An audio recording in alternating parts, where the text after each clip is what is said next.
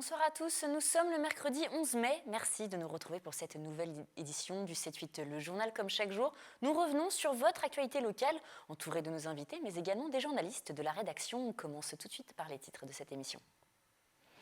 Opération recrutement au Technocentre de Guyancourt. Au mois de février, le groupe Renault a annoncé le recrutement de 1000 salariés en CDI et en France. Pour remplir cet objectif, le Technocentre a organisé une journée de recrutement à Guyancourt. C'était aujourd'hui, nous y étions. L'agence départementale d'insertion Activity dans les Yvelines et la Maison de l'emploi et de la formation de Nanterre ont signé hier une convention avec la SNCF. Objectif, favoriser l'emploi durable des Yvelinois en parcours d'insertion sur les différents marchés du programme EOL en positionnant l'agence Activity comme coordinateur départemental. Et enfin, hier soir, la ville de Guyancourt a organisé sa première consultation des jeunes, une réunion ouverte à tous pour mieux cibler les attentes et besoins des jeunes de la ville. Pour nous en parler ce soir en plateau avec nous, Marie-Christine Le Tarnex, notre invitée. Elle est la première adjointe au maire chargée de l'éducation, de la jeunesse et des finances à Guyancourt. Et pour commencer ce journal, au mois de février, le groupe Renault avait annoncé le recrutement de 1000 salariés en CDI en France. Pour remplir cet objectif, le Technocentre Renault a organisé une journée de recrutement. Une trentaine de postes étaient proposés dans les secteurs de l'ingénierie et des produits. 70 candidats présélectionnés ont tenté leur chance auprès des managers de la marque aux losanges. Michael Elmidoro a assisté à ce processus de recrutement. Regardez.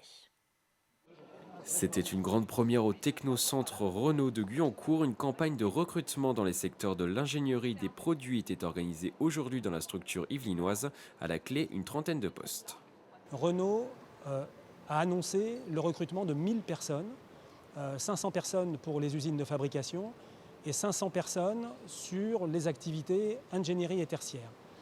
Et donc nous nous employons évidemment à donner satisfaction à tous les besoins que nous avons sur nos directions et sur nos métiers. Au total, 70 candidats présélectionnés sur CV ont passé des entretiens de 50 minutes avec des managers. Il s'est focalisé sur les attentes du poste pour lequel on cherche le candidat. Pour ma part, avec un peu plus de recul, j'essaye de regarder le potentiel du candidat et sa capacité à assurer une employabilité sur le long terme et regarder ce qu'il pourra apporter à l'entreprise Renault au-delà du poste pour lequel on cherche à recruter à l'instant T. Une fois la journée terminée, les recruteurs se réuniront pour statuer sur les candidats. Les réponses seront données dans les 48 heures. Ça peut être bien, surtout pour les personnes qui comme moi, postulent. À un moment donné, ils ne vont pas trop attendre, quoi. Et l'attente, c'est pas très, très bon pour quelqu'un qui postule. Je trouve ça bien. Si j'ai réussi, je peux féliciter tout de suite. Si je ne suis pas pris, je vais continuer pour mon cherche d'emploi dans le futur. 2 nouvelles journées de recrutement seront organisées avant l'été. La prochaine session est programmée le 24 mai prochain. Cette fois-ci, plus de 80 candidats sont attendus. Et nous vous en parlions déjà hier, 100 à 150 postes par an pour les personnes les plus éloignées de l'emploi, les bénéficiaires du RSA. C'est la promesse du chantier EOL, le prolongement de la ligne du RERE. L'agence départementale d'insertion Activity dans les Yvelines et la Maison de l'emploi et de la formation de Nanterre ont signé hier une convention avec la SNCF à ce propos. L'objectif de ce dispositif d'insertion professionnelle, c'est favoriser l'emploi durable des Yvelinois en parcours d'insertion sur les différents marchés du programme EOL en positionnant l'agence Activity comme coordinateur départemental. Plus de précisions avec William L. C'est un chantier d'envergure qui va générer 30 000 emplois directs en Île-de-France. 55 km de prolongement de voies, 47 km de rénovation et 3 gares nouvelles. Voici le projet EOL pour le prolongement du RERE vers l'ouest parisien. Le 10 mai dernier, une convention pour l'insertion a été signée avec les acteurs locaux. Ce qu'on peut dire, c'est qu'aujourd'hui, 7% des heures travaillées, c'est-à-dire 7% des heures des personnes sur le chantier seront réalisées par des personnes qui bénéficieront de cette clause d'insertion. 7%, c'est à la fois peu et beaucoup. C'est beaucoup pour une opération de cette taille-là et ça permettra vraiment à de nombreuses personnes aujourd'hui de revenir dans le monde du travail. Dans les Yvelines, c'est l'agence Activity qui a été désignée comme coordinateur départemental. L'objectif de ce groupement d'intérêt public, travailler directement avec les acteurs locaux de l'emploi pour donner aux Yvelinois en parcours d'insertion un accès à l'emploi durable. C'est d'abord la démarche d'insertion professionnelle qui nous intéresse puisque ce sera les attributaires du RSA yvelinois qui seront prioritaires pour l'accès aux 7% d'heures réservées sur le chantier au processus d'insertion. Donc c'est pour nous effectivement un moment important. Et puis c'est un moment aussi important parce qu'EOL va desservir le nord des Yvelines qui est le plus touché aujourd'hui par la crise économique et qui est donc la partie du département qui a le plus grand nombre de bénéficiaires du RSA. L'agence mettra en relation les entreprises, les agences pour l'emploi et les travailleurs sociaux. On présente l'offre d'emploi et ensuite, dans un deuxième temps, les bénéficiaires du RSA qui sont intéressés, nous faisons des entretiens individuels pour bien préciser leur motivation en fonction de leur profil et de voir si on doit prévoir une formation ou une préqualification en vue de ce futur emploi. Coût global du projet, 3,7 milliards d'euros pour une mise en service en 2020 jusqu'à Nanterre et 2022 à Mantes-la-Jolie. Guyancourt parle aux jeunes. La ville organise pour la première fois une consultation des jeunes afin de mieux connaître leurs besoins, de les associer aux décisions qui les concernent et d'imaginer ensemble leur ville.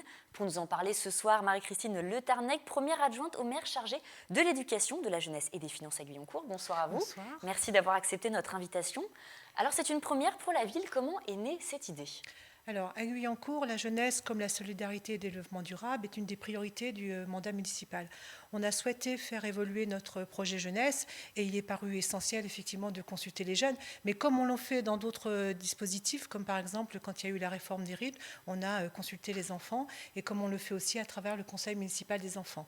Donc, cette consultation va nous permettre d'avoir une photographie à peu près la plus fidèle possible, effectivement, de notre jeunesse, de connaître, effectivement, leur aspiration et puis de les associer aux décisions que l'on va prendre effectivement avec eux. Alors vous accordez la parole aux jeunes, voire même aux très jeunes, car cela commence dès 11 ans. Leur opinion compte autant que celle des adultes ? Complètement, mais les enfants, à partir du moment où ils ont la possibilité de s'exprimer, on doit effectivement tenir compte de leur avis.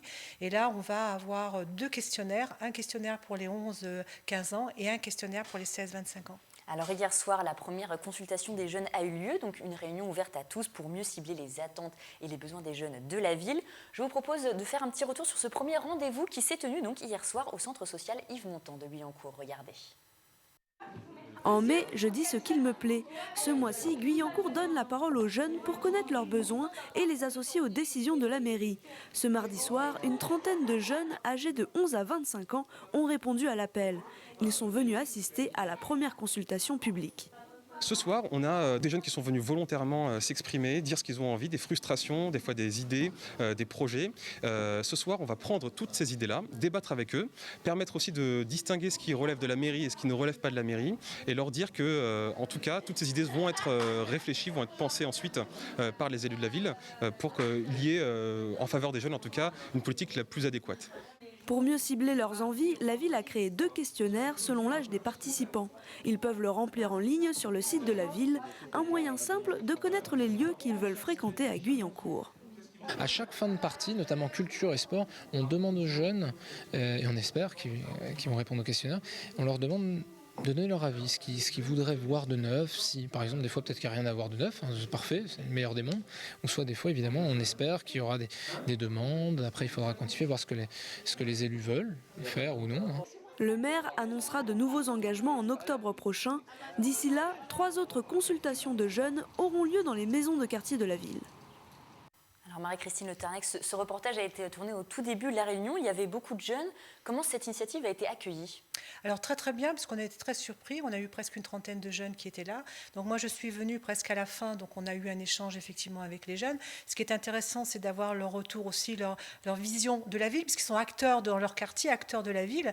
Donc ce qui nous intéresse, c'est d'avoir les points positifs, mais aussi les points aussi négatifs. Comme hier, quand j'ai échangé avec eux à la fin, on me disait oui, mais il n'y a pas assez de terrain de basket et tout ça. Donc en plus, c'est à nous aussi de leur faire connaître un petit peu la ville, parce qu'il y en avait. Mais il y a aussi, j'ai été interpellée sur le fait d'une jeune fille qui m'a dit moi j'aimerais bien monter comme projet par exemple qu'on nous fasse un séjour nous les jeunes ailleurs. J'ai dit ok banco, mais nous ça sera pas clé en main, c'est-à-dire que on va vous accompagner, on va être à vos côtés, mais à vous avec le service jeunesse de monter ce projet, d'être en anticipation, d'aller chercher effectivement l'endroit, de proposer les thématiques et tout ça, mais on va vous accompagner, mais on fera pas à votre place. Est-ce que c'est une initiative qui vient des jeunes, on vous a demandé, ou c'est vraiment la mairie qui a voulu mettre ça en place ? Alors c'est nous, c'est notre vision effectivement des choses.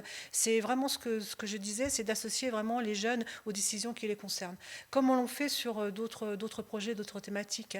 Et c'est vrai aussi, c'est quand on va dans la ville, il y a des jeunes qui nous disent oui, mais il n'y a rien pour nous et tout ça. Donc c'est aussi de partager avec eux, de leur montrer qu'il y a des choses qui existent, parce qu'on a des points jeunes qui existent, on a aussi, il y a toutes les associations sur la ville aussi qui donnent la part aux jeunes. Il y a énormément de choses, mais d'aller encore plus loin et de les écouter. C'est surtout de les écouter, de prendre le temps de les écouter. Alors très pratiquement, comment ça se passe? Il y a un questionnaire, les jeunes viennent, ils prennent, ils répondent avant aux questions, après ils échangent avec vous. Comment, très concrètement? Alors, il y a déjà le questionnaire, les 2 questionnaires sont en ligne sur le site de la ville, c'est anonyme, il n'y a pas de nom à mettre, donc ils peuvent répondre. Après, nous, on s'est associés avec 4 étudiants de master de l'Université de Saint-Quentin-en-Yvelines qui vont aller dans les collèges et les lycées de la ville pour justement aider les jeunes à remplir ces questionnaires. Ils vont y avoir aussi ce qu'ils appellent des focus groups, c'est-à-dire des petits groupes de jeunes qui, avec nos étudiants, vont approfondir certains sujets, comme par exemple autour de l'actualité, parce que c'est intéressant de savoir s'ils s'intéressent à l'actualité par quel biais, autour de la santé, l'orientation, des choses comme ça.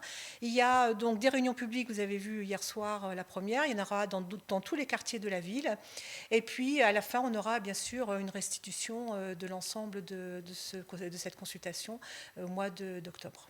Alors vous le disiez tout à l'heure, il y a déjà un conseil municipal des jeunes. Il vous donne un éclairage aussi sur ces questions. Là, c'est vraiment différent? Alors là, c'est différent parce que c'est un conseil municipal des enfants qu'on a. Les enfants, c'est entre le CE2 et la 6e. Et là, c'est différent parce que ce qui nous intéresse aussi, c'est de savoir, par exemple, est-ce qu'ils connaissent nos équipements culturels? Est-ce que la programmation, ça les intéresse? Est-ce qu'ils sont suffisamment informés au niveau de la santé? On a des moyens déjà sur la ville. Par exemple, on a une boutique information jeunesse. Je voudrais savoir s'ils y vont. Enfin, on sait le taux de fréquentation, mais est-ce qu'ils y trouvent tout? Est-ce qu'ils ont besoin d'aide, par exemple, pour l'aide aux devoirs, pour les enfants qui sont d'âge scolaire, d'âge du collège? Enfin voilà, on a besoin d'avoir effectivement énormément d'informations et de connaître aussi notre jeunesse, parce que je pense qu'on ne la connaît pas. On connaît certains jeunes qui viennent effectivement dans nos points jeunes, mais je pense on ne connaît pas la totalité effectivement de notre jeunesse sur la ville. Avec l'actualité, voilà, on voit les jeunes souvent en ce moment dans la rue contre la loi travail aussi, c'est un moyen qu'il y ait un dialogue intergénérationnel? Complètement, je veux dire. Et en plus aussi, c'est leur faire vivre la citoyenneté, parce que bien souvent, ils ont tendance à parler, on l'a vu hier, moi je, et c'est d'essayer de les mettre dans une démarche collective aussi, de monter des projets. Je pense que c'est intéressant aussi que les villes les aident à monter des projets. Ils ont envie de plein de choses, donc c'est intéressant de les aider. De ne pas faire à leur place, mais de les aider. Et de quelle façon vous allez les accompagner, par exemple? Vous me parliez de cette jeune fille qui voulait peut-être faire des choses culturelles, avoir des équipements. Comment vous allez leur proposer ces projets-là? Alors après, moi j'attends, on attend de dépouiller le questionnaire et de voir effectivement, parce que ça peut être aussi des équipements, ça peut être, comme disait un jeune tout à l'heure, rien du tout, enfin tout va bien dans le meilleur des mondes, ce que je ne crois pas, mais voilà, après on va faire avec eux, on va peut-être mettre des groupes de travail, parce que hier par exemple, c'est ce qu'ils demandaient, c'est d'avoir des groupes de travail pour réfléchir un petit peu sur l'installation d'endroits libres de jeu, enfin voilà. Donc on va attendre de dépouiller ce questionnaire et puis on va se remettre autour de la table avec eux pour voir où on peut aller avec eux le plus loin possible. Donc il y a 3 autres réunions prévues, donc le vendredi 20 mai donc de 18h30 à 20h30 à la maison de quartier Auguste Renoir, le vendredi 27 mai de 18h30 à 20h à la maison de quartier Joseph Cosma et le vendredi 3 juin de 18h30 également à 20h à la maison de quartier Théodore Monod. Ce sera les mêmes jeunes qui vont venir, d'autres peuvent se joindre justement à cette initiative? Non, puisqu'on le fait par quartier, donc c'est les jeunes du quartier qui sont invités. J'espère, alors là c'est le message que j'ai envie de faire passer, c'est que la ville vous donne la parole, prenez-la. Nous, on n'attend que ça. Et j'espère qu'il y aura le plus grand nombre de jeunes qui répondront au questionnaire, parce que certains ne voudront pas venir effectivement discuter avec le service jeunesse. Mais dans ce cas-là, donnez-nous effectivement votre avis par les questionnaires qui sont sur le site de la ville, ou par les collèges et les lycées, avec par l'intermédiaire des jeunes étudiants qui seront à votre disposition. Est-ce que vous sentez peut-être une méfiance des jeunes par rapport à la politique? Bien sûr, bien sûr. Mais je veux dire, il faut aussi qu'on leur donne notre confiance, je pense aussi, nous les adultes, pour qu'on ait la confiance des jeunes. Et c'est vrai que vis-à-vis de la politique, c'est compliqué pour eux. Mais ça aussi, ça nous intéresse aussi d'aller sur ce sujet-là et de voir s'ils ont envie de s'investir, s'ils ont envie de partager, et puis et de leur montrer une image des élus aussi un peu différente de ce qui se passe actuellement. Alors ce sera donc en octobre que les résultats du questionnaire seront connus. Est-ce que vous savez déjà quel genre de décisions peuvent être prises après justement l'étude de ces questionnaires? Non, je ne sais pas du tout parce que pour l'instant, le questionnaire est en ligne sur le site de la ville depuis le 2 mai, donc c'est très récent, il y a peut-être une semaine. Il y a plus d'une centaine de jeunes qui ont déjà répondu, ce qui est bien, on est très très satisfaits. Hier, il y avait 25 jeunes, plus de 25 jeunes, donc c'est aussi intéressant. Pour l'instant, je ne sais pas du tout.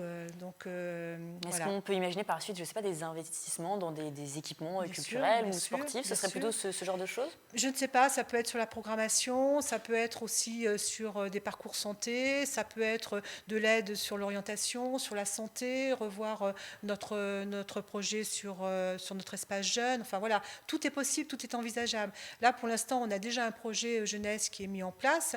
On sait très bien qu'il faut qu'on évolue, qu'on aille effectivement vers autre chose. Mais là, c'est avec les jeunes qu'on va le faire. Et là, pour l'instant, moi, je n'ai aucune idée de ce qu'ils demandent. Alors, j'ai bien vu hier, mais c'était la première réunion.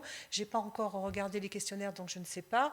Voilà, c'est un beau challenge, c'est très, très intéressant et je suis avide d'avoir effectivement rapidement les réponses et leurs attentes. Alors si des jeunes ne connaissaient pas cette initiative, qu'ils la découvrent aujourd'hui, comment font-ils? Site internet et réunions, c'est ça? Alors il y a aussi dans les collèges, puisque les étudiants vont aller dans les 3 collèges de la ville, le lycée le lycée de Villarroy, pardon, et puis bien voilà, donc normalement il peut y avoir un questionnaire pour chacun des jeunes et ils vont être à la disposition, effectivement, nos jeunes étudiants vont être à la disposition des jeunes Guyancourtois pour les aider à remplir aussi ce questionnaire. Alors, je le rappelle, la prochaine réunion, La Parole aux Jeunes, c'est le vendredi 20 mai, de 18h30 à 20h à la maison de quartier Auguste Renoir. Donc, ça concerne le quartier des Saules et du Parc. Si vous voulez plus d'informations sur cette initiative et pourquoi pas y participer, n'hésitez pas à vous rendre sur le site internet de la ville qui s'affiche en bas de votre écran. Merci beaucoup d'avoir accepté notre invitation et d'avoir répondu à nos questions. Tout autre sujet à présent, nous allons parler mode. Hier soir à Versailles, la créatrice de mode Agnès B s'est rendue aux 7 rues de la Paroisse pour inaugurer une nouvelle boutique de sa marque. C'est la première enseigne de la créatrice qui voit le jour dans la ville du Roi Soleil, dont elle est native et où elle a vécu jusqu'à l'âge de 17 ans. Un retour aux sources qui survient le lendemain de sa décoration par le président de la République comme commandeur de la Légion d'honneur. Écoutez-la, elle était hier au micro de William L. Surtout que c'était commandeur de la Légion d'honneur, donc je me suis retrouvée avec une cravate rouge avec la Légion d'honneur ici. C'était émouvant, c'est émouvant pour moi de remercier, en fait. Il y avait eu un discours très joli qui racontait un peu ma vie. Mais remercier ma famille de me supporter, remercier parce que je suis trop enthousiaste quelquefois, j'ai toujours une pêche terrible. Quelquefois je les fatigue, en fait. Et puis remercier les gens avec qui je travaille, on ne fait rien tout seul. Qu'est-ce qu'elle a de particulier, cette boutique? Peut-être qu'elle a un style versaillais Oui, j'ai voulu rester un peu versaillaise, justement. Alors on est resté dans des tons, c'est gris clair que j'adore, les volets gris clair comme ça. La maison est jaune pâle, alors on est resté avec des stores jaune pâle. On a voulu coller au contraire à l'architecture, au lieu de plaquer un truc qui aurait été différent. C'est ça que j'ai voulu faire en fait. Et nous restons à Versailles, il est temps de passer à notre chronique. Aujourd'hui, dans la chronique environnement, nous allons parler de décoration, mais attention, décoration écologique. Un meuble même ancien et abîmé peut toujours servir, il suffit parfois de lui redonner un petit coup de jeune, un petit coup de peinture, un peu d'entretien, de la récupération. C'est très tendance et c'est ce qui a motivé Stéphanie Müller. Elle a lancé son atelier galerie de récupération sur Versailles. C'est Mélanie Poquet qui va nous en parler ce soir. Bonsoir Mélanie. Bonsoir Florane. Alors, Stéphanie Müller, elle est avant tout artiste plasticienne. Il y a 6 mois, elle installe son atelier à Versailles. Il lui permet de travailler des petites pièces ou faire les finitions des meubles plus imposants. Le plus gros du travail, elle le fait actuellement chez elle. Il y a 2 ans, elle part en Californie, aux États-Unis, et découvre les entrepôts brocantes. Elle nous explique ce qui l'a poussée à se lancer sur Versailles. Loin de moi l'idée de donner des leçons, mais c'est vrai que ça permet de faire passer un message plus facilement parce que les gens sont facilement conquis par l'objet.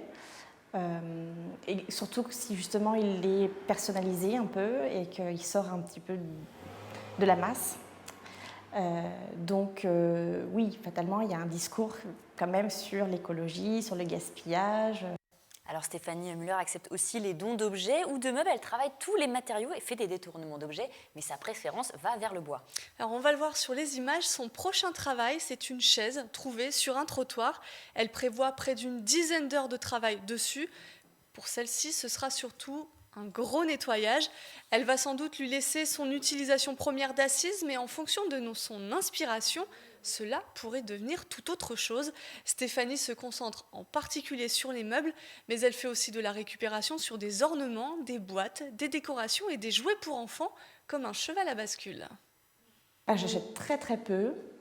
C'est pas le but. L'idée, c'est véritablement de récupérer le maximum des matériaux qui vont faire le meuble final. Après, il y a des choses où j'ai pas le choix, qu'il faut acheter évidemment. Et l'idée, c'est véritablement de faire de la récupération. Donc, je chine sur les trottoirs. Je chine sur les trottoirs, je fais les brocantes à l'occasion. Mais c'est vrai que je préfère récupérer dans les poubelles ou voilà. Donc, je fais les encombrants. Alors Stéphanie Müller a une sensibilité pour tout ce qui est donc de la récupération, mais sa démarche écologique va un petit peu plus loin. Elle cherche à utiliser par exemple le minimum de produits chimiques. La peinture est là aussi de la récupération. Elle décore par exemple ses meubles à partir de fonds de pots de peinture jetés aux ordures et elle a décidé de partager sa passion. Pour le moment, son atelier est une association, une dizaine de personnes en fait partie. Stéphanie expose et propose à la vente ses propres objets, mais aussi ceux de ses adhérents. Le lieu est aussi une galerie et pour partager son expérience, elle propose des ateliers pour tous ceux qui aimeraient se lancer. La récupération, c'est pour tous les âges, même les enfants peuvent être mis à contribution. Alors, le prochain atelier, c'est d'ailleurs dès demain autour des bijoux délaissés ou oubliés. L'adhésion à l'association coûte 20 €. Pour les ateliers, il faut rajouter entre 30 et 50 €. Toutes les dates sont à retrouver sur le site de la Petite Bricoleuse. S'il faut du temps, de la patience et parfois un coup de main artistique, la récupération et la transformation sont à la portée de tout le monde. Les vieux meubles Florane ont encore de beaux jours devant eux. Et bien, en tout cas, ça donne envie de se lancer, pourquoi pas. Merci beaucoup Mélanie. Et nous finissons juste avant de fermer ce journal par un mot de culture. Nous vous en avions parlé lors de notre chronique culturelle avec Sephora Namani la semaine dernière. Le festival Metal Open Sphere a eu lieu ce week-end, l'occasion pour les amateurs de décibels et de guitares saturées de se donner rendez-vous pour cet événement qui s'est déroulé à Montigny-le-Bretonneux.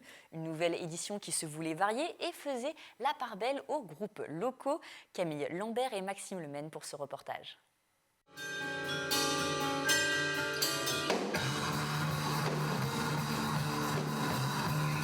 Chants gutturales et mélodies acérées, samedi 7 mai, la salle de la Tour de Voisins-le-Bretonneux s'est métamorphosée en festival de métal.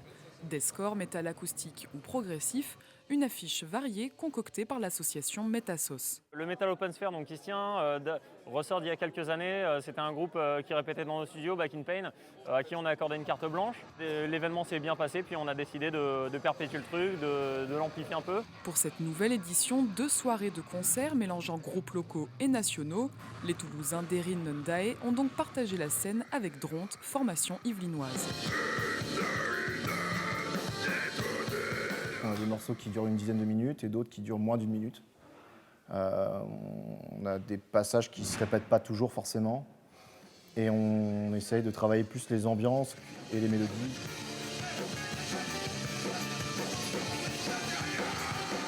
On est déjà venu il y a 2 ans, c'était un super souvenir, très bonne organisation, un public super. Donc c'est pour ça qu'ils nous ont recontactés il y a quelques mois pour nous reproposer une date. J'ai un peu réfléchi, on a discuté avec le groupe parce qu'on est en plein processus de composition, on n'a pas d'actu, donc puis on s'est dit bon quand même c'était un super souvenir, ça pourra peut-être mettre un peu de fraîcheur. Un rendez-vous immanquable pour les amateurs de décibels de Saint-Quentin en Yvelines. Le week-end du 3 juin, Metasauce organisera une jam ouverte au public avec les groupes de ses studios. N'oubliez pas les bouchons d'oreilles et vos plus beaux t-shirts.